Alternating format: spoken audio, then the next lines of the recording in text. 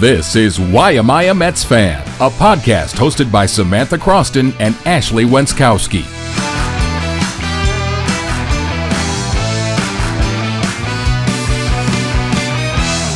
Hi, everybody. Welcome into an extra innings edition of the Why Am I a Mets Fan podcast. That's Ashley Wenskoski. I'm Samantha Croston. We are two Syracuse sports reporters who have a Mets and baseball podcast.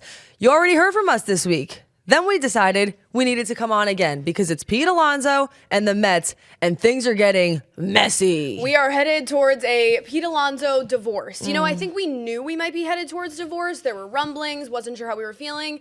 But now this is a full-blown, things are getting messy. The divorce, not so sure it's amicable anymore. The polar bear is headed towards extinction. Oh, no. We are past that. I mean, polar bear is extinct. There are lawyers involved. We're sitting at the round table. Like, there are discussions happening. Yeah. And relationships could be tarnished from this point forward. Let's just talk about it. Let's see where we're at on this right now. Per Joel Sherman of the New York Post, the Mets' last-ditch effort, essentially, to sign Alonso was 3 years, $68 to $70 million, possibly no opt-outs. The Mets made what they perceived as a last-ditch effort to sign PETE Alonso by offering him that deal, and when that was rejected, they began their pivot away from their slugging first baseman, according to him. It's around $23 million per year. Alonso was allegedly seeking a 3-year deal with a much higher value and no opt-outs. And the Mets just said, we're not going to do that. Yeah, the Mets are making a business decision. So I have thoughts on this. That's why I wanted to jump on and do an extra episode, because just some of what I'm seeing from Mets fans, I have thoughts. So for context, let's just do some stats before I jump into my long-winded rant of the day. For context, $23 million a year, which is what David Stearns and the Mets offered Alonso, would have made him the third highest paid MLB first baseman in 2025. Also, for context, not the same contracts. They were longer amounts of years and different things. But Bryce Harper, for instance, makes $25.4 million a year. Freddie Freeman is a guy who is likely going to go to the Hall of Fame at this point if he continues on his trajectory. He got 6 years and $162 million from the Dodgers. I don't really know what PETE Alonso was looking for after the way things went the way they did with rejecting the extension in the offseason and the market that is present. The Mets are not going to bid against themselves just to please PETE Alonso. I mean, he's not good defensively. He's coming off of a very down year by his standards, but a couple of down years. And he's 30 years old. Like, we're on the wrong side of the mountain. No, absolutely. And the thing is, it was easy, I think, even for us when he hit that home run in the series against the Brewers, right? To be like, sign PETE Alonso back. Bring him back, All media did it. We did it. Let's admit it. Everyone did it. But after a little bit of time, clarity over time, you have to really decide, was that one swing worth the amount of money that he was asking for? Was that one swing a $100 million swing? And I think most Mets fans have ultimately come to the conclusion that the answer is a hard no. And you have to switch from emotion to logic. And I had to separate myself too and look at this and be like, on the surface, sure, I want PETE Alonso back. He's done a lot for this team since he came up in 2019, been a part of multiple playoff runs. I mean, the home run derby stuff, the rookie of the year stuff in 2019. But we're not just going to spend to spend. I mean, there's no market. We've been talking about this offseason. If you are the Mets, point blank, if no one else is bidding for him, why would you up your price? We're obviously big Steve Cohen lovers, but I was really, talking this through today, talking with people, chatting with my dad, chatting with you. The thing is, obviously, Steve Cohen can afford it. And there was definitely a camp of people who were sitting in that camp of, well, Steve Cohen can pay for it. Why not just shell out the extra money? Let me ask you a question, though. Do you think that he became a billionaire by making bad business decisions? That's the one. I think not. All of this, you said before it was a business decision. That's true. All of baseball is a business. All of sports is business, honey. Maybe all of life is business. Also, he made a business decision. They gave him 2 to 3 chances. We're going to go through the full timeline of this debacle right now, because when you lay it out, I think it speaks to how if this doesn't get done, and it still could get done, PETE Alonso, just so is still a free agent. I mean, maybe there's a world where we come to terms and him and the Mets strike a deal. Doesn't feel that way right now, I'll just say. But he had multiple shots. So let's go through the timeline, right? In June of 2023, It was confirmed later on last season that back in June of 23, Pete rejected a 7-year, $158 million extension offer from the Mets prior to his walk here. After that, he fired his agent that he's had his entire career and hired old friend Scott Boras. Old friend. Scott Boras is starkly in the old friend category. Then he had his second down year in a row. This one probably statistically the worst year of his career. For him, still very good home run and RBI numbers in comparison to the rest of Major League Baseball. But for Pete, it was probably the worst year of his career.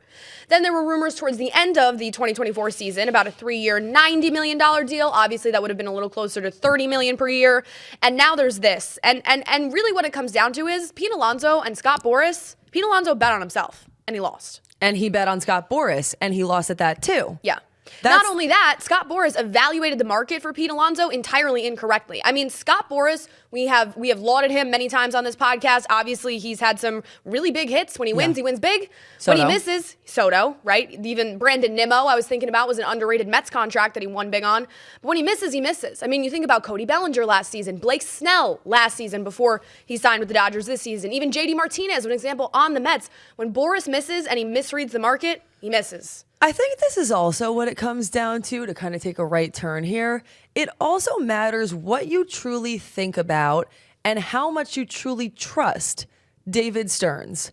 One aspect of this entire situation is that the team that David Stearns is trying to build, Alonso just didn't really fit that mold, and he still doesn't, right? No. He's a home run hitter. He's also a strikeout machine. Yep. He's a nice guy and an athlete, but he's not super fast. I wouldn't call him athletic. It's not how I describe him. I wouldn't call him athletic. I wouldn't call a polar bear athletic when you think of all the other animals in the jungle, right? There's a lot to consider here, and I think that Stearns was looking for a young team, a team that hits a lot of singles. Pete Alonso didn't fit that mold. So I understand where people feel upset because there is a lot that Alonso has given to the Mets, right? Household name in some regards. I understand all of that. But again, this is not an emotional decision for someone like David Stearns. He's trying to build a championship level team. Quite honestly, I might even go as far as to say that David Stearns was hoping he would go somewhere else. I don't know that he really truly wanted him. True or not? I'm not sure that David Stearns felt that Pete Alonso was a need. He was like a lukewarm want. You want somebody in the lineup, and we'll get into it, to, what do the Mets go, where do they go from here? You want someone in the lineup to protect Juan Soto. You need someone so he doesn't walk 300 times in the year. But I'm not sure that David Stearns felt a pressing need to get this done. And honestly, the more that I've thought about this and come to terms with this, it's a welcome departure from the way the Mets used to operate. Back in the Wilpon, Brody Van Wagenen, I can never say his name, Billy Epler years past, the last 5 or so years before Steve Cohen bought the team, there is no doubt in my mind that the Mets would have made an emotional decision, pleased the fans, not really read the entire national scope of the room, and thrown Pete Alonso $200 million just because they felt like it was what they had to do. It's not what they had to do. I mean, David Stearns doesn't operate that way. And I understand that, right? Because when you say emotional decision, in a way, I do feel like, well, re-signing Pete for a price that was too high, that to me is giving emotional decision. The fans wanted him back, or at least some of them did. I won't speak for all fans. So we're going to give the fans what they want. But I think that David Stearns is going to give you long-term what you need, and you don't even know it yet. You know what I mean? He's saying no to the ice cream now. 6 months from now, you're skinny and you don't even realize. Oh, that was a good one. Thanks. That was a good one. And not only, you brought up before, right? Steve Cohen, I think the easy argument for fans is, oh, Steve Cohen's the richest owner in baseball. He can sign whoever he wants. He can spend however much money he wants. He didn't get here, like you said. He didn't get to be the richest owner in baseball by making those types of bad decisions. But also, if you're Steve Cohen, you are not letting Scott Boras use that fact against you to make a bad decision. Like, Scott Boras is trying to use the fact that he knows Steve Cohen has the money to force him to overpay unnecessarily. The market isn't even reading that way. No. That's not even the market. Scott Boras is smart and sneaky, and he has his one-liners, but like Steve Cohen is a men amongst boys when it comes to business. 100%. You feel me? Like, this is the top of the top. 100%. Like, he stands at the top of the mountain and looks down. Like, he is gonna understand if you're trying to play him, and he has other people around him who he trusts. That's the thing. Like, a David Stearns is very clearly at this point telling him in his ear, yeah, Pete Alonso is not worth that kind of money. And he's going to listen to the people who he hired. And if I'm Steve Cohen, the year after David Stearns takes over the team and they go to the NLCS, and I'm well aware that a lot of that was from the previous regimes, but you got one of the best, the brightest, top young execs in baseball, I'm going to listen to him. So before we pivot to where are the Mets going to go from here, my closing argument on that is just, if this does not get done, I don't know whose fault it is, but I'm just going to say it's not the Mets' fault, and it's not David Stearns' fault. I mean, they offered him 2 different deals that they felt were fair, that they felt were market value back in 2023 and now. And also, that 7-year, $158 million extension was offered to him by Billy Epler, who was still the GM at the time. David Stearns took over a few months later. That deal would have been around $22.5 million per year. So actually, when you consider this deal, I know we're just talking about a few dollars here in comparison to baseball, but this one was a higher average annual value per year.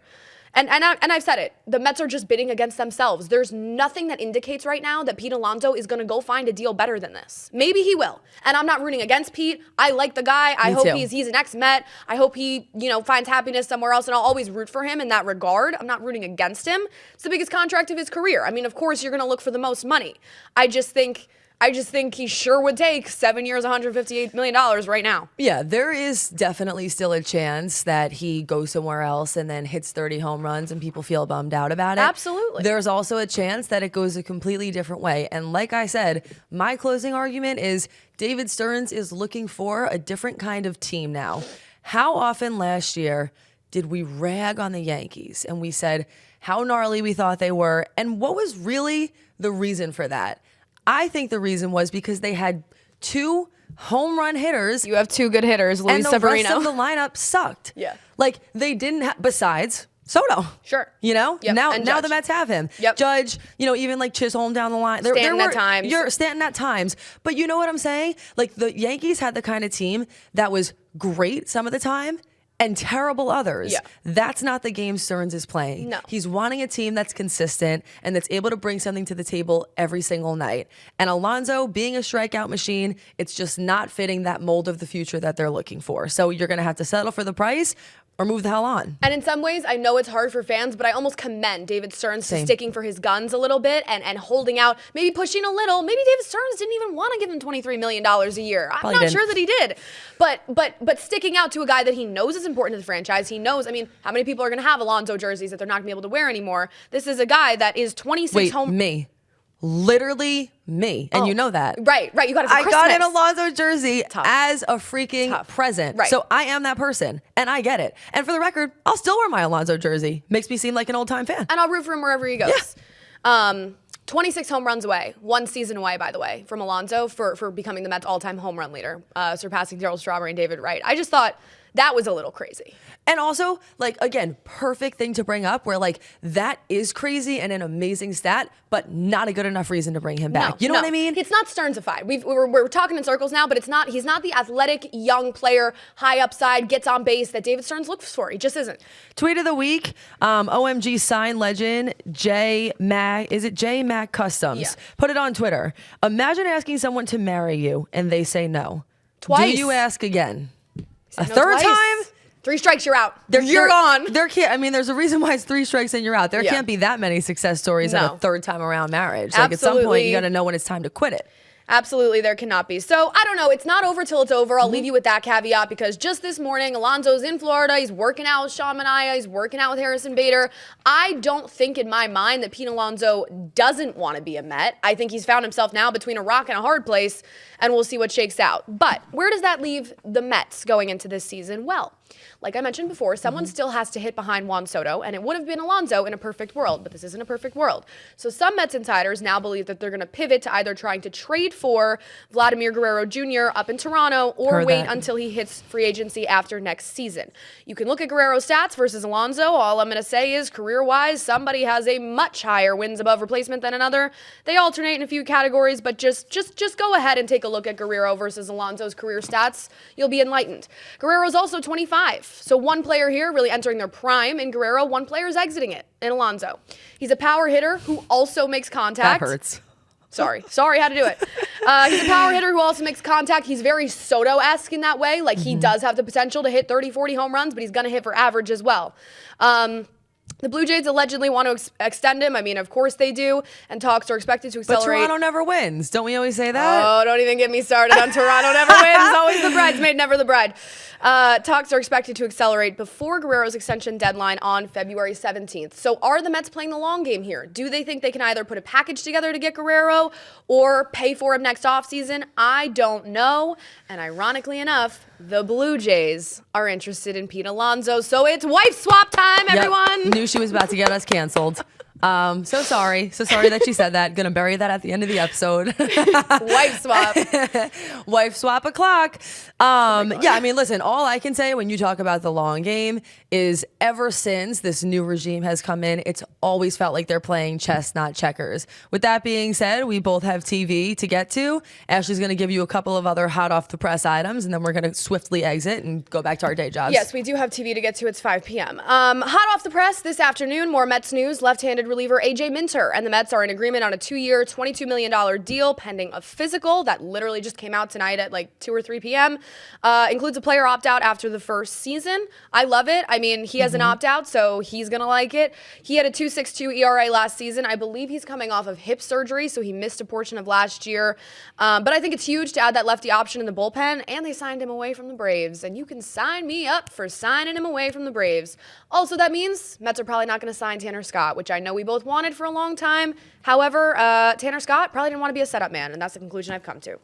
Finally, the Mets re-signed Jesse Winker to a 1-year, $7.5 million deal with a signing bonus. I love it. I wanted Winker back. He's a glue guy. I mean, good bat in good spots, lefty bat, big for the clubhouse. Something to be said for glue guys. Now I just need Candelita. I need Iglesias. Yeah, but honestly, Jesse Winker, man, that was huge. The helmet throw. That lives on in my dreams. He's, you know what I mean? He's like rude. He's nasty. We've talked about this. Like if he was on any other team, he'd be the villain. But I love But him. if he's on the Mets, he's the hero. One last thing I do just want to say just quickly. Just a quick rest in peace to Bob Uecker. He died at the age of 90. That kind of just came out this week. Baseball legend, but obviously even known well beyond that scope. He was the Brewers broadcaster, which is how a lot of fans know him for a long time. But he also was in TV shows. He was on Tonight shows. Yes. He was an actor. And he had a really, really great, compelling life. Even the Budweiser commercials. I would love to hear from you guys in the comments what you will remember him the most for. Because astoundingly, again, we work at a news station. And really, so many people, even outside of the sports world, have said, yeah, I know that guy from X, Y, or Z this week. So just a rest in peace to him. Just wanted to say that. One of baseball's best voices, and ironically enough, his last game calling in the radio booth for the Brewers was Alonso's home run, and he was so upset. And that just upsets me that was his last game. But yes, rest in peace. Huge loss for the baseball world. And last note, the Padres are reportedly out on Roki Sasaki. For all you Dodgers fans, you thought I forgot about you. Sounds like you're going to sign Sasaki. That leaves, of course, the Blue Jays and the Dodgers. MLB Network said this morning Sasaki, quote, very interested in the Dodgers and formed a connection with Yamamoto during their meeting. I mean, is anyone shocked? Maybe the Blue Jays will come out of somewhere, because this is an interesting tidbit that after the trades the Blue Jays did this week with Cleveland, they actually acquired $2 million more in international signing bonus money. So they now have over $8 million in international money after getting that $2 million, and the Dodgers are currently just over $5 million. Now, I don't know what that means, but if I was a Blue Jays fan, I would take it to mean that they're trying to add international signing money to get Sasaki. I still don't think Sasaki's going to Toronto. That's all I have to say. I don't think Pete Alonso's going to Toronto. You think Haley Alonso wants to live in Toronto? I don't. No one's going to Toronto, y'all. But he is the polar bear. But that's so true. All right, guys, let us know what you think about the Pete Alonso situation. Are the Mets making the right decision? What do you think should happen? Drop it in the comments. Until next time, that's Ashley. I'm Sam. We'll see you back here. Goodbye. Good night. Godspeed.